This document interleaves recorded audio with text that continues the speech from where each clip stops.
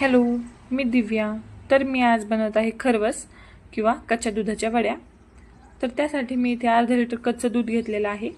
त्याच्यात 3 वाट्या साखर घ्यायची आहे. कच्चं दूध गाळून घ्यायचं आहे. 3 वाट्या साखर टाकलेली आहे मी अर्धा लिटर दुधासाठी. साखर चांगली विरघळून घ्यायची आहे. साखर नसेल टाकायची, गूळ पावडर किंवा गूळ टाकला तरी चालेल.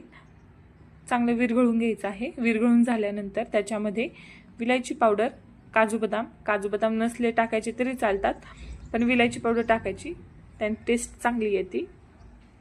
व ते शिजून घ्यायचं आहे त्याला वाफेवरती.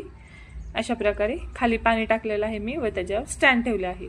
हे पातेलं आहे तसंच मी ठेवून दिलेलं आहे शिजवत. 20-25 मिनिटात दूध शिजून जातं. अशा प्रकारे दूध शिजतं व त्याच्या वड्या करून घ्यायच्या. व्हिडिओ आवडला असेल लाईक करा, फॉलो करा. धन्यवाद. Bye bye.